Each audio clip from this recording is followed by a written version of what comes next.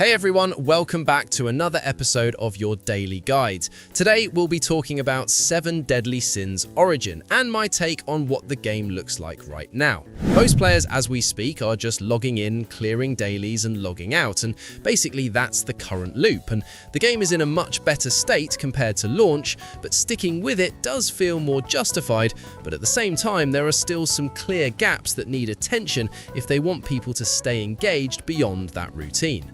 All the timestamps are down in the description if you want to skip ahead to your favourite part, and if you haven't already, make sure to join the Discord. The biggest issue comes from gear farming, and at the highest difficulty, whether it's Hell or Abyss, you're spending a large number of keys per run, but the reward is still just 1 gear drop.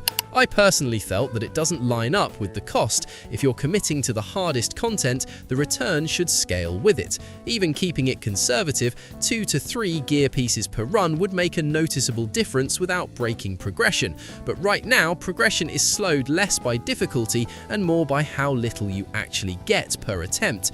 This becomes more obvious when you're targeting specific pieces. Farming something like the Arachnid necklace can take multiple days of consistent runs, and even then you're mostly getting unrelated gear like belts or pants instead of what you actually need.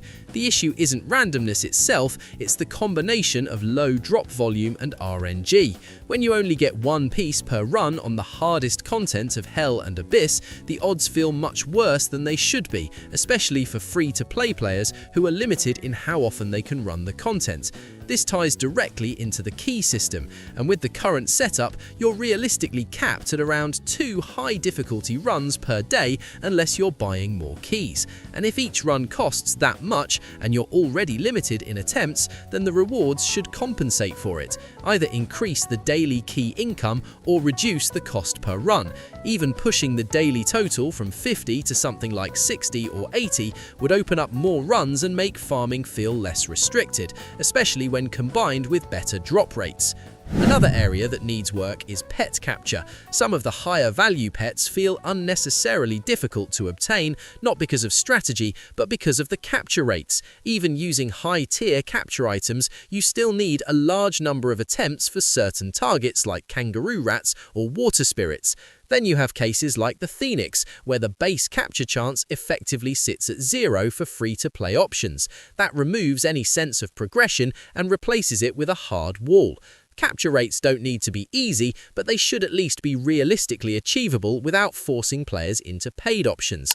There's also a smaller but still important issue with resource farming, especially mining. After finishing your dungeon runs, you're expected to manually move across the map to gather materials like platinum, gold, and other resources. That adds unnecessary downtime and fatigue. A dispatch system would solve this cleanly. Let players assign mining tasks over a set duration, whether it's 24 hours or 48 hours, and collect the results later. That keeps the resource flow active without forcing constant manual input. Overall, the core systems are in a better place than before, but the friction comes from how restrictive they feel over time. Limited runs, low drop rates, and time-heavy resource farming all stack together and slow down progression in a way that doesn't feel rewarding.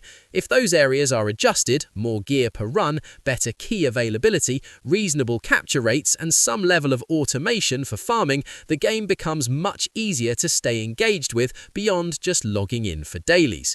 But what do you think? Let me know your thoughts in the comments below. If you enjoyed this breakdown and found it helpful, make sure to like and subscribe for more. Thanks for watching, take care, and I'll catch you in the next one. Peace.